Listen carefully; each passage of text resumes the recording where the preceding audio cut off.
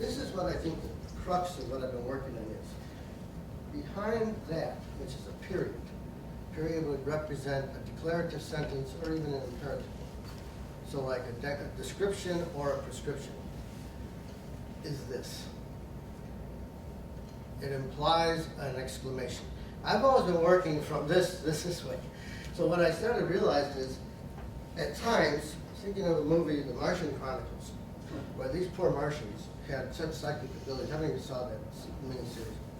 That when all of the humans would get around them, they'd get so cluttered and jammed. I feel at times like I have a tsunami of values choking me. So judgments, values, appraisals, whatever word you want to use. And I found that to be overwhelming at times. I'm just drowning in judgments. You're not expressing them necessarily, but I'm drowning in them because I can feel your behavior, right? So I started focusing on what I think I called this the other side of the reportable mountain. Focusing so much on reports and descriptions, I think it's time to start looking at what I think is going on constantly. Aristotle said it. Dr. Deacon last night was talking about, let's embrace Aristotle, at least on a few things. Do I think Alfred Korzybski would like Aristotle? Of course he would. They'd have Uzo or something together. It's not a cool. But there were things that he was clearly saying, this is over now. We can't go embracing all of these things, but some things are. Aristotle said long ago, there's everything can be criticized. Everyone can be criticized. So now when I'm looking at Martin Levinson's comments in Kodesh and Kodesh, they're saying maybe Korzybski was really talking about general semantics as evaluation theory, or I have a bunch of words I'll show you right now. Bunch of different words. I came up with this list of terms, and not because I thought Frank Scardillo might be here. He's a former judge, but I'm thinking, what did Korzybski get shocked over? World War I. Stick around a little longer, you get World War II, and more shocks. So the thing is, what do you do? What do you do with all these things that are underlying everything you do? Constant, every move you make, someone is watching. You're sometimes, my son was in an accident a few years ago, and I was a wreck over it, of course. But he was connected to some machinery that was showing nanosecond type, just quick responses to brain waves. So the neurosurgeon is next to me, and he's saying, "Oh, that's normal." I'm saying, "What? It just jumped." So I'm having this extreme reaction. He's looking at the gadgets. He says, "Those are just spikes that occur from if you cough or whatever." And so, okay. So I started getting used to the graph, and then if it got too high, he says, "If it stays too long, give us ring this bell." So, yeah, that's why I lost all my hair. The point is, no matter how hard you try, I would dare you to try to live without analyzing the values or the emotional underlines. I had the good pleasure of interviewing Charles Osgood at the University of Illinois when I was a grad student, and he had already published the semantic differential. So for every word, no matter how neutral I might aim to get that word, it's going to have a strong, weak, good, bad, active, passive component at least. It's going to be that. But I think Korzybski was going a little more than that. I really believe until this second, I'm used to the term general semantics. I would make no effort to change it. But I don't think it was properly named from the beginning. So the thing is, Marty Levinson has in one of these brochures he just gave us kind of a comment suggesting that. But I'm going to go on a little tangent here with Marty's permission. And so general semantics does not mean the study of words. How dare him? That's Marty. And then even here he says, rather than grousing about things, what's that unusual use of a word there? I'm troubled by that. And then even last night had the audacity to say Alfred Korzybski. Is that close to the Polish pronunciation? Yes. That's right. Now, I'm going to have a little imaginary conversation with I'll call her Jackie. My alter ego. And I'm talking to Jackie here, and I'm saying, nobody's present. I work on this on an organizational communication level. People carry on these conversations before, during, and after. And now they even whip out their phones. Okay, and they say, what do you think of Barry? You met Barry, what do you think? Okay, I want to talk to him. Right? I'm getting information, feed forward, and so on.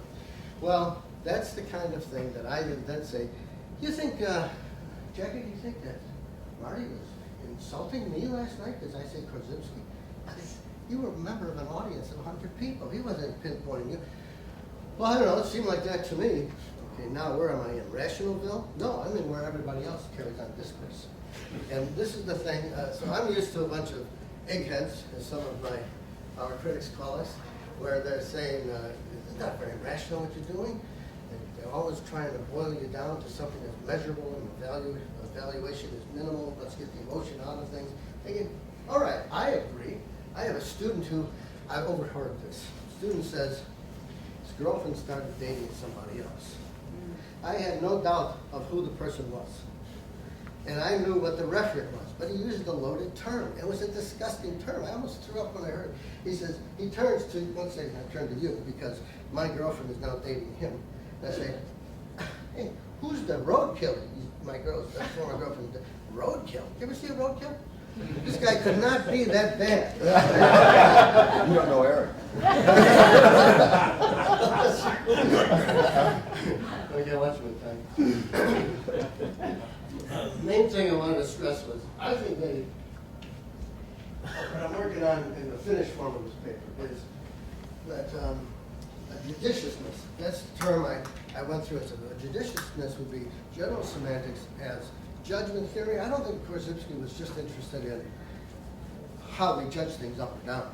He was biased. He wanted to say, look what they did in World War I. They did a whole bunch of atrocities, okay? I had an uncle who was a prisoner of war in World War II. Horrible stories, okay? So when I look at these, I'm thinking, he was really interested in the upscale part. So when you're judging properly, judging with a certain amount of decency, sanely, all right?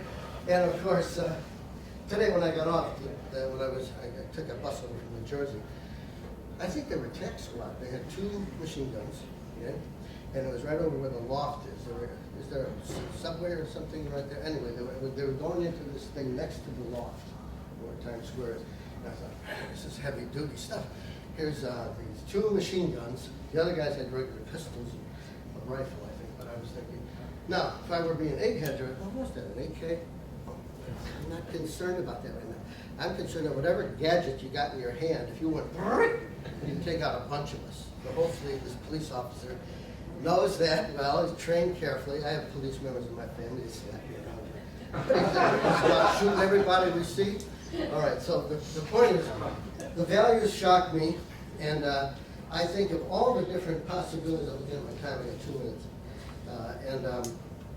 Then I started thinking popular sayings like, what would Jesus say? Okay. You see this on bumper stickers? Well, I would say, I'm a member of an interfaith council on campus, so what would Muhammad say? What would Moses say? What would Lao Tzu say? What would the Dalai Lama say, and so on. But we don't limit it to that with popular culture. We have, what would Jennifer Lopez say? What would Nicolas Cage say? It just keeps going on and on. And some become really very comical because they put them on roasts. What would Liza Lampanelli and Don Rickles say? Well, all kinds of things. So,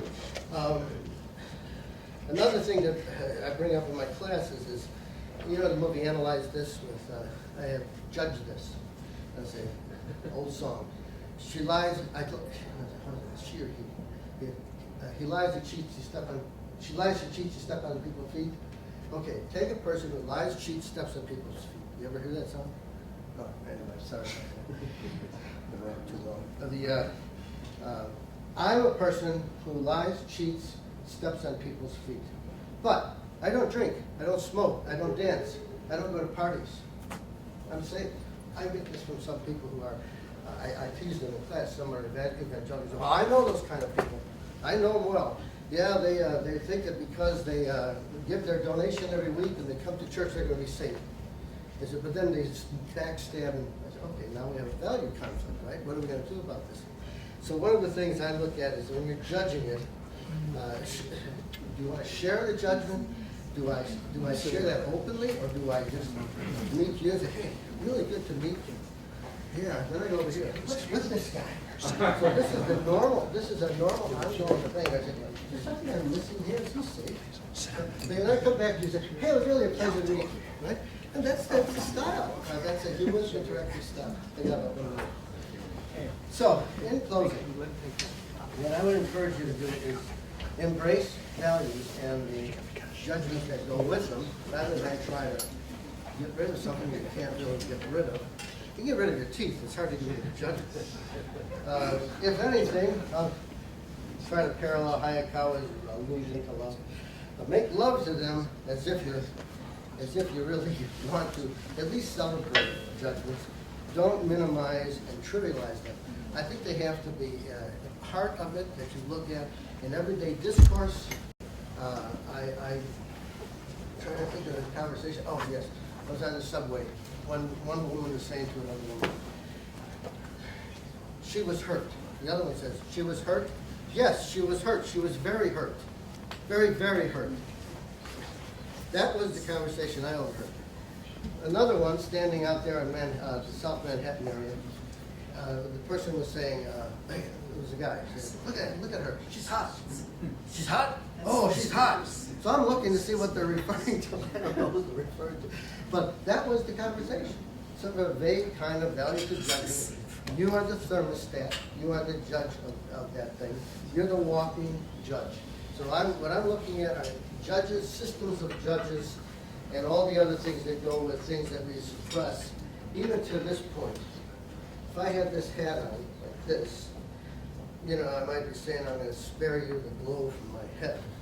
Or I'm chilly. I've had faculty members who actually wear these to meetings. Now, if I turn it around and I do it this way, okay? Now, the values are implicit of a different sort, but they're there. And it's that constant keeping your hand on the pulse saying yes or no, yes or no, yes or no, approach, avoid, approach, avoid. Thank you.